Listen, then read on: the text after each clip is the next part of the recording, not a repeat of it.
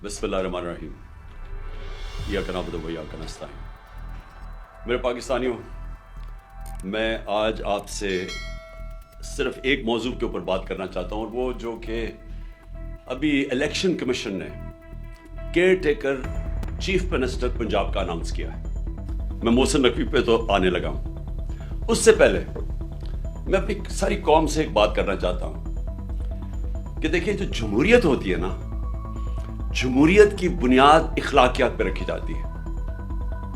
एक जमहूरियत के पास बंदूकें नहीं होती। जिधर से हमने जमहूरियत लिया, बरतानिया। अब बरतानिया के अंदर क्या होता है कि एक प्राइम मिनिस्टर सिर्फ झूठ बोलने के ऊपर हैरल्ड मैकमिलन को रिजाइन करना पड़ता है। डेविड कैमरॉन भारी अक्सरियत से कंजर्वेटिव पार्टी में जीता हुआ था, प्राइम मिनिस्टर था।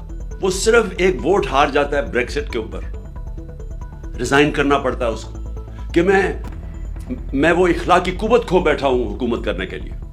बोरिस जॉनसन भारी अक्सरियत से जीता। सिर्फ उसने एक ऑफिस के बाद एक पार्टी कर ली।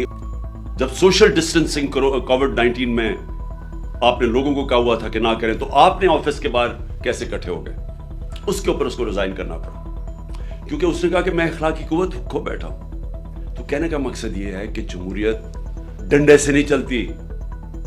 जमहूरियत मार धाड़ करके बंदूकें रख के नहीं चलती। जमहूरियत चलती है इखलाकियात के ऊपर। पाकिस्तान की बदकिस्मती है कि हमारी जमहूरियत के म्यार इतने गिर चुके हैं कि किसी को एतमाद ही नहीं है कि कोई फ्री एंड फेयर इलेक्शन करवा सके जब तक केयर टेकर ना है। तो केयर टेकर का मकसद क्या था कि वो एक न्यूट्रल अंपायर बनेगा। हमने वो नाम दिए जो हम समझते थे कि क्रेडिबल है, ईमानदार है, दयानतदार है। तो हमने एक नासिर खोसा साहब को चुना। नासिर खोसा शहबाज शरीफ के चीफ सेक्रेटरी रह चुके हैं, नवाज शरीफ के प्रिंसिपल सेक्रेटरी रह चुके हैं। तो हमने ये बड़ी अच्छी तरह उनको जानते हैं, उनका सारी ब्यूरोक्रेसी में उनका नाम है। तो हमने समझा कि ये एक ऐसा नाम है जो कि उनको भी पसंद होगा। फिर अगला नाम हमने अहमद सुकेरा का चुना।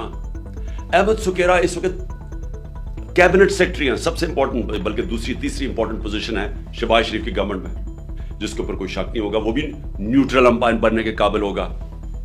नवीद अकरम चीमा उनके शहबाज शरीफ के चीफ सेक्रेटरी रह चुके हैं। तो हमने अपनी तरफ से बड़ी ध्यानदारी से ऐसे नाम चुने जो हम समझते थे कि उनको भी एक्सेप्टेबल होंगे। इन सबको मुस्तरद कर दिया। पख्तूनख्वा में क्या हुआ, हमें JUI ने नाम दिया आजम खान। आजम खान एक बहुत रिस्पेक्टेबल इंसान है पख्तूनख्वा के अंदर। आपको पता हमारे JUI के साथ बड़े इख्तिलाफात हैं, लेकिन क्योंकि उन्होंने हमारी पार्टी 2/3 अक्सरियत लेके बैठी हुई है, KP में बैठी हुई थी, लेकिन क्योंकि उन्होंने एक सही नाम दिया, हमने तस्लीम कर लिया और वो आज वहां के केयर टेकर चीफ मिनिस्टर बन गए। लेकिन यहां देखिए क्या होता है। मोहसिन नकवी जिनको इन्होंने और इलेक्शन कमीशन ने मुंतखब किया है, मैंने ऐसी इलेक्शन कमीशन देखी नहीं जो इतनी बेशर्मी से तहरीक इंसाफ के खिलाफ हर फैसला इनका हमारे खिलाफ आता है। हर बारी हम अदालत में जाते हैं, ये हमारे खिलाफ फैसला करते हैं, हम अदालत में जाते हैं और अदालतें इनके फैसले को ओवरटर्न करती है, कि कहने का मतलब कि इन्होंने गलत फैसला किया हमारे खिलाफ। ये सारे अदालत में केसेस हैं। और वो जो तोशाखाना का केस है, वो इतना बड़ा मजाक है।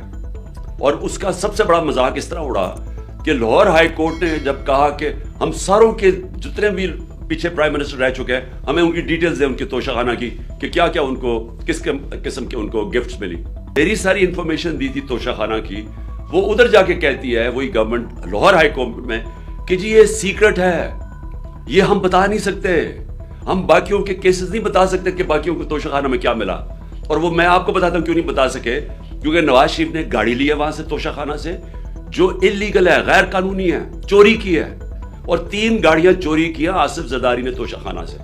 तब गवर्नमेंट में था तो मुझे IB की बाकायदा रिपोर्ट्स आती थी कि जो सबसे एक आदमी ने सबसे ज्यादा कोशिश की हमारी हुकूमत गिराने की, उसका नाम मोहसिन नकवी था।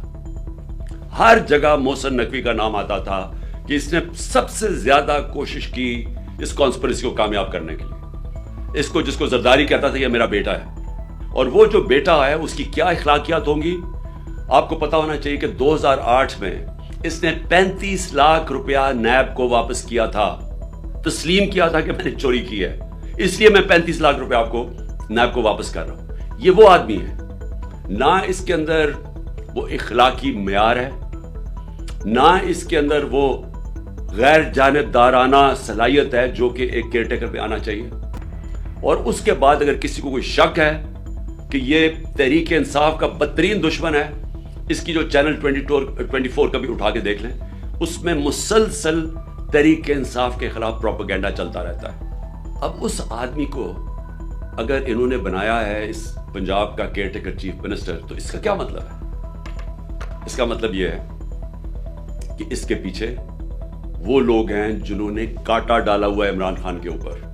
وہ لوگ جن کو ابھی تک میں پھر سے کہتا ہوں نہ تاریخ کا پتہ ہے، نہ ان کو سیاست کی سمجھ ہے، نہ ان کو پتہ ہے کہ کانٹا مار کے اس ملک کو کتنا بڑا نقصان کیا گیا ہے ہماری تاریخ میں. میں یاد کرانا چاہتا ہوں کہ مجیب الرحمان کے اوپر کانٹا ڈالا گیا تھا، ملک ٹوٹ گیا. جب پیپلز پارٹی پہ ذوالفقار علی بھٹو پہ کانٹا ڈالا گیا اور اس کی پیپلز پارٹی پہ، تو خاص طور پہ کراچی میں MQM بنائی گئی. اس کا کراچی کے اوپر کتنا نقصان ہوا آپ اندازہ ہی نہیں لگا سکتے. پھر جو آج بلوچستان میں ابھی تک وہ آگ نہیں بجھی جو کہ نواب اکبر بگٹی کے اوپر کانٹا لگایا گیا. اور یہ بند کمروں میں جن لوگوں کو سمجھ نہیں ہے وہ جب لگاتے ہیں تو یہ ملک نقصان اس کا اٹھاتا ہے. محسن نقوی نے اب کرنا کیا ہے، یہ میں ابھی آپ کے سامنے پیشن گوئی کر رہا ہوں، کیونکہ یہ اتنے بیوقوف لوگ ہیں جو یہ کرتے ہیں کہ ان کو یہ نہیں پتا کہ ساروں کو ان کے پلان کا پتہ چل جاتا ہے پہلے سے کہ یہ کیا کرنے جا رہے ہیں. یہ اب وہ سارے وہ لوگوں کو لے کے آئے گا، پولیس والوں کو اور بیوروکریٹس کو، جو ہمارے سخت مخالف ہیں. جن لوگوں کو یہاں پاور دی جائے گی بیوروکریسی میں اور پولیس میں، جن کا 1 پوائنٹ ایجنڈا ہوگا کہ تحریک انصاف کو اب کیسے دبا رہا ہے. سارا پولنگ سٹیشن الیکشن کا سٹاف ہوگا، وہ چن چن کے لگایا جائے گا کہ کیسے دھاندلی کر کے تحریک انصاف کو ہرانا ہے. اور ان کو پتہ ہے کہ یہ الیکشن کے ذریعے اب ہمیں ہرا نہیں سکتے، اس لیے الیکشن کروانا نہیں چاہتے، الیکشن کو ڈیلے کرتے رہیں گے. کیسز ہوں گے، عمران خان کو ڈسکوالیفائی کرو، اس کو جیل میں ڈالو، پی ٹی آئی کے لوگوں کو جو لیڈرز ہیں ان کے اوپر کیسز کرو، ان کو الجھا دو، ورکرز کو پکڑو اندر ڈالو، FIR کرو. یہ بالکل جو زرداری کا جو فارمولا سندھ کے اوپر جو کنٹرول کر کے بیٹھا ہوا ہے وہ ایسے ہی ہے. پیپلز پارٹی کی یہ مقبولیت ہے کہ سیلاب کے دنوں میں لوگوں کے سامنے نہیں نکل سکتے تھے اور ابھی بھی نہیں نکل سکتے، لیکن ان کا کام یہ ہے کہ پیسہ چلاؤ، خوف ہراساں، FIR، گنڈوں سے لوگوں کو ڈراؤ اور پھر کھل کے دھاندلی کرو اور کوئی ان کو پوچھنے والا نہیں، کیونکہ الیکشن کمیشنر ان کے اپنے لوگ بیٹھے ہوئے ہیں. جب ہماری گورنمنٹ گرائی گئی تو ہم نے کوشش کی کہ ہم ہر طرح اپنے ملک میں انتشار نہ ہونے دیں، پرامن رہے. کبھی اتنی بڑی پبلک نہیں نکلی لیکن ہم نے کسی قسم کا انتشار نہیں ہونے دیا. 2 دفعہ ہم نے مارچز کی، لانگ مارچ. ایک دفعہ 25 مئی کو انہوں نے ہمارے اوپر شدید ظلم کیا اور ہمیں ہے کہ اب خوف ہے کہ ابھی وہی لوگوں کو جنہوں نے ظلم کیا تھا ان کو پھر واپس پنجاب میں لے کے آئیں گے.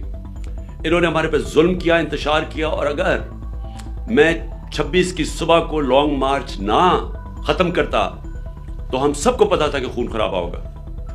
میری ساری عقل مجھے بتا رہی ہے کہ اگر اس ملک میں صاف اور شفاف الیکشن نہ ہوئے، یہ ملک ادھر جا رہا ہے جو ہم سب کے ہاتھ سے نکل جائے گا. کبھی پاکستان کی تاریخ میں ایسی معاشی حالات نہیں تھے جو آج ہیں. اور معاشی حالات کیوں ہیں؟ کیونکہ ان چوروں کو اوپر بٹھا دیا جو 30 سال سے اس ملک کو لوٹ رہے تھے. اور ہم نے اپنی گورنمنٹ اس لیے گرائی کہ ہم نے کہا کہ الیکشن کی طرف جائیں گے، کیونکہ کسی نے بھی اگر ملک کو اس دلدل سے نکالنا ہے، پہلی چیز صاف اور شفاف الیکشن ہے.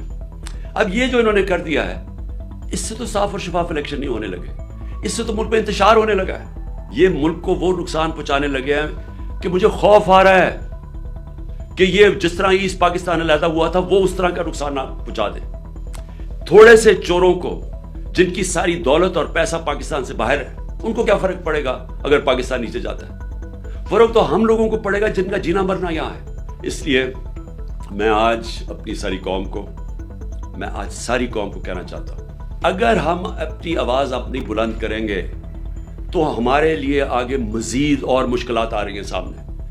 اپنے آپ کو، اپنے ملک کو، اپنے بچوں کے مستقبل کو بچانے کے لیے میں کل مظاہرہ شروع کر رہا ہوں. میں نے کہا ہے کہ بھئی مظاہرہ کریں، ہم پرامن احتجاج کریں. یہ جو الیکشن کمیشن ہے یہ محسن نقوی کو لے کے آیا ہے، ہم لاہور میں احتجاج کریں گے.